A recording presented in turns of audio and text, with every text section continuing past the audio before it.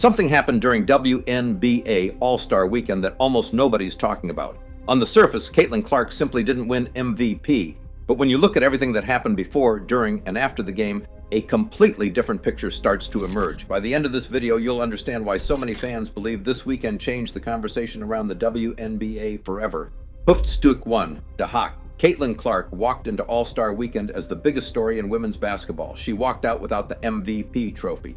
And depending on who you ask, that was either a simple result of the voting math or something that was set up long before the opening tip. Because when you line up everything that happened across those 3 days in Chicago, a pattern starts to appear. Not a conspiracy, not a coordinated plot, but a pattern. A series of decisions, silences, and moments that all seem to push in the same direction, away from Clark. And by the end of this video, you'll see exactly how that pattern formed, from a rule change that disappeared overnight, to a locker room full of all-stars who somehow forgot to say her name, to Clark herself finally saying out loud what everybody else was thinking. This is the full story of what happened in Chicago, and it says more about the WNBA right now than any single game ever could.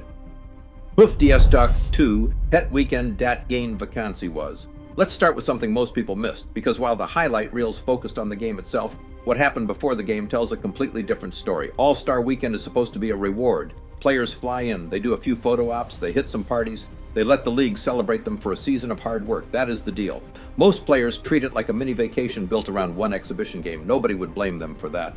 But Caitlin Clark's schedule did not look like a vacation. It looked like a full workday stacked on top of another full workday, back to back with barely any room to breathe. She showed up for State Farm activations, she showed up for Wilson events, she showed up for Nike, and that one came with a real headline of its own, the debut of a new colorway for her signature Nike Caitlin 1 shoe.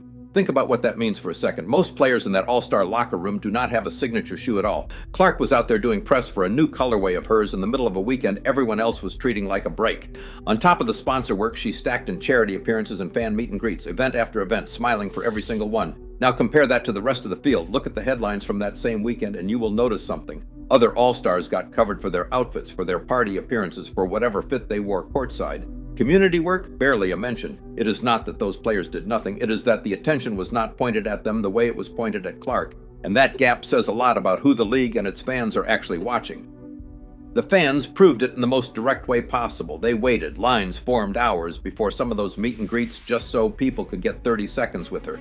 Maybe a photo, maybe a signature, and then they would walk away happy. Ticket resale prices for the All-Star Game jumped from around $71 last year when Clark did not play due to injury to $343 now that she was playing again, just to get in the door. That is not the market reacting to the league as a whole. That is the market reacting to one player.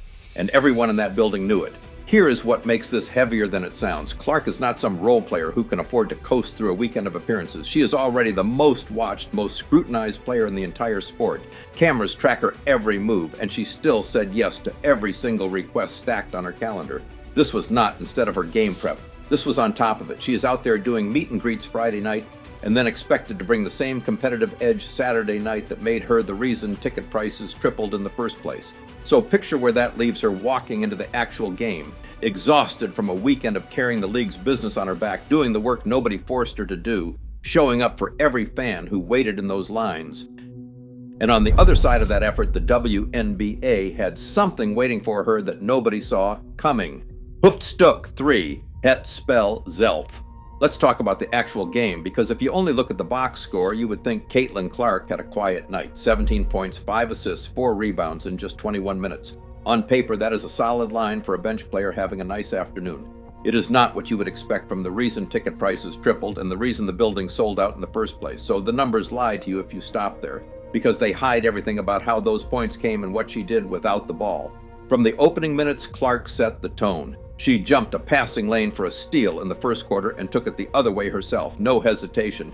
Then she pulled up from logo range like it was a layup, drilling threes from a distance that would make most players think twice about even attempting the shot. 3 logo bombs within the first 3 minutes of the game. That aggressive push early got Team Spoon moving, playing fast, playing loose, and it dragged the pace of the whole game up with her. She was not just scoring, she was setting the terms for how the game would get played. And on defense, where basically nobody bothers in an all-star game, Clark actually competed. She contested shots. She got a hand in passing lanes. She fought through screens like it mattered. In a game where most players jog back and let the highlight reel handle itself, that kind of effort stands out fast. It is exactly the kind of thing fans point to when they say she plays the game the right way.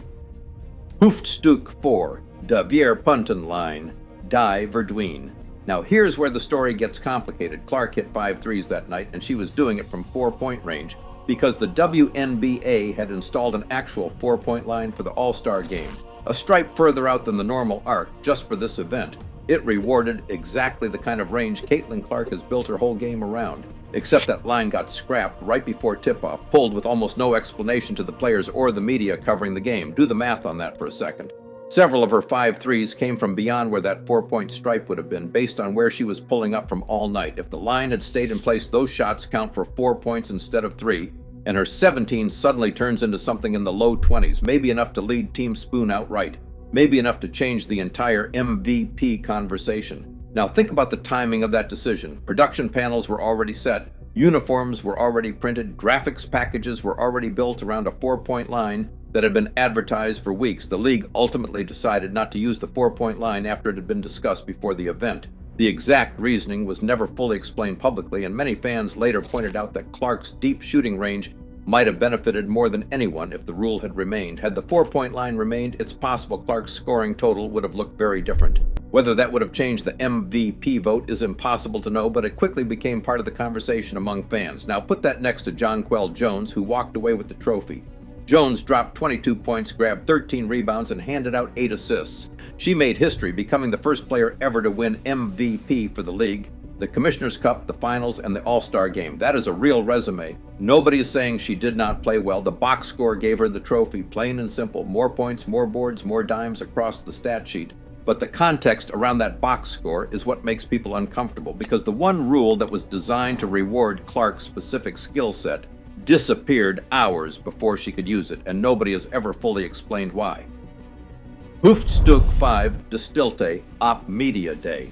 But the 4-point line was only half the story, because something else happened that weekend that fans caught immediately, and it had nothing to do with the game itself. Reporters went down the line at Media Day asking one simple question: who do you think can break the WNBA scoring record? Same question. All-star after all-star. Microphone in their face, camera rolling, and one name kept not showing up in the answers, over and over. Like everyone in that room agreed to skip right past it. Just 7 days before this exact weekend, Clark dropped 45 points and 10 assists on the Seattle Storm, a line that broke a scoring record and sat fresh in everyone's mind walking into Chicago.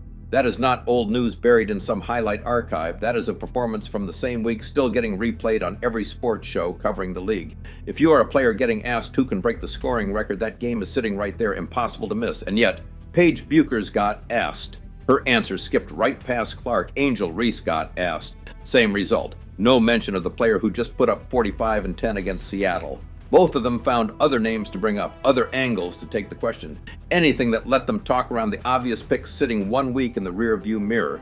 When you listen to how carefully some of those answers got worded, it does not sound like an accident. Many fans felt those answers stood out, especially considering Clark's recent performances. Now, to be fair, other players did mention A'ja Wilson, who holds a share of the record herself. That is a legitimate answer. Wilson is one of the greatest players in league history. But the absence of Clark's name from certain players' answers, especially players who have been part of the same conversation all season, was noticeable, and fans noticed exactly what that meant, because this is not the whole locker room freezing her out. Sophie Cunningham has stood up for Clark in interview after interview. Lexi Hall plays right next to her every night and talks about her like a teammate who has earned respect on the floor. Aaliyah Boston and Kelsey Mitchell have both credited her game, her passing, her ability to make everyone around her better. So this is not about every player in the league. Some players openly praise Clark, while others chose to highlight different stars instead. That contrast was something many fans noticed throughout All-Star Weekend. Hoofdstuk 6, Obama. Then Barack Obama showed up on the floor, and the whole tone of the room changed in about 10 seconds. He walked past multiple All-Stars, cameras trailing him the whole way, and he went straight to Clark. No stopping to chat with anyone else first. No split attention. No pretending it was a group visit. One of the most talked about moments came when Barack Obama spent time speaking with Caitlin Clark on the court.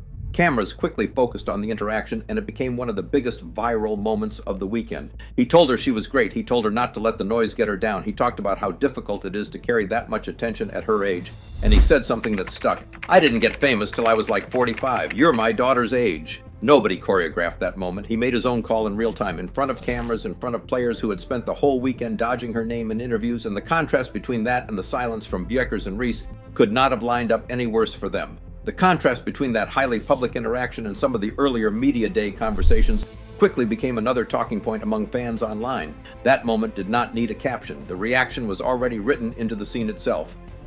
Hoofdstuck 7, Clark's halftime commentar. But the biggest moment of the weekend did not come from a rule change, a media day answer, or a celebrity visit. It came from Caitlin Clark herself. At halftime, cameras closed in. ESPN had a microphone in her face. Sirius XM had another microphone right behind it. And the question landed on the level of competition out there. No dodging, no soft answer, no playing it safe for the cameras. Clark looked at the question straight on and gave an answer that turned the whole weekend into something bigger than a rules controversy. She called out the lazy effort from some of her fellow All-Stars. Plain and simple, no code words. She said the fans paid a lot of money to get in the door. She said they deserved more than players just walking around. She said they did not need to go 100%, but they needed to pick it up and actually play. Think about what that covers. Fans bought tickets that jumped from around $70 to over $300 just for the chance to see this game live.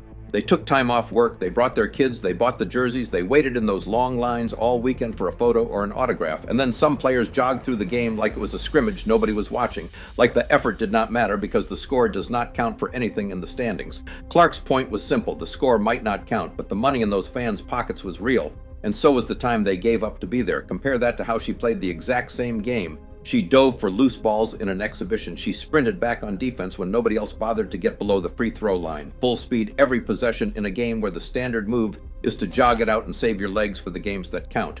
That gap between her effort and the effort around her is exactly what she was pointing at when the microphone showed up. She did not stop there either. In a separate moment, Clark got asked about the criticism she has taken all year, and she said she was not going to sit there and make accusations about who someone is without actually knowing them. That is her answering the character questions that follow her everywhere. The endless takes about her attitude, her personality, whether she is too blunt or too competitive for people's taste. She is not interested in guessing at people's character from a distance, and she is not asking anyone else to guess at hers either.